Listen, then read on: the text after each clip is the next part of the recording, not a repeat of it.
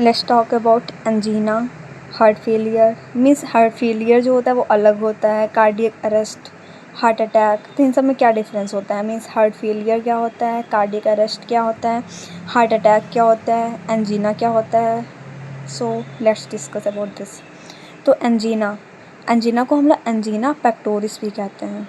और इसमें क्या होता है कि जब हमारे जो हार्ट मसल्स जैसी जो होती हैं, जब उसके पास जो मतलब इनफ ऑक्सीजन, जितनी मतलब हार्ट मसल को जितनी ऑक्सीजन चाहिए होती है उतनी ऑक्सीजन जब नहीं पहुंचती हार्ट मसल के पास में, तो एंजीना पेक्टोरिस हो जाता है। इसमें चेस्ट में पेन भी होता है और ये मोस्टली मैन या वुमेन दोनों में ही हो सकता है, बट ज़्यादा ये कॉमन होता है मिडिल एज में या एल्डरली।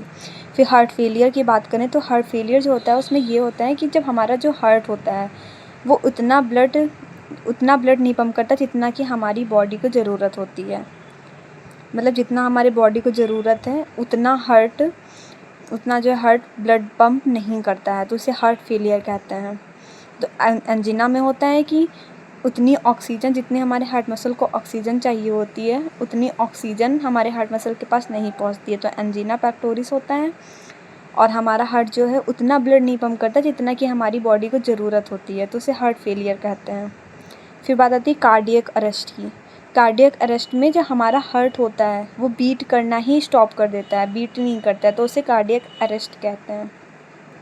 और हार्ट अटैक में जब हमारी जो हार्ट मसल होती है वो सडनली डैमेज हो जाती है बाय इनएडिक्वेट ब्लड सप्लाई, तो उसे हार्ट अटैक कहते हैं। जिसमें हार्ट मसल सडनली डैमेज हो गई तो हार्ट अटैक हो गया। फिर कोरोनरी आर्टरी डिसीज़ होती है, वो क्या होती है, इसे हम लोग एथेरोस्क्लेरोसिस भी कहते हैं। इसमें जो मतलब जैसे वेसल्स होती हैं वो हमारे हार्ट मसल को ब्लड सप्लाई करती हैं।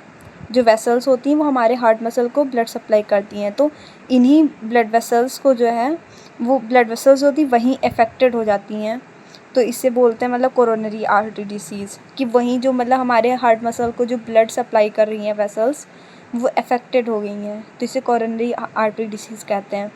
ये मतलब इट इज़ कॉज्ड बाई, मतलब ये किसके द्वारा कॉज किया जाता है, तो मतलब इसमें जो है कैल्शियम का, फैट का, कोलेस्ट्रॉल का, फाइब्रस टिश्यूज़, इन सब का डिपोजिशन हो जाता है, जिससे कि जो आर्टरीज़ होती हैं ना उनका जो ल्यूमेन होता है वो नैरोअर हो जाता है, तो इससे कोरोनरी आर्टरी डिसीज़ हो जाती है।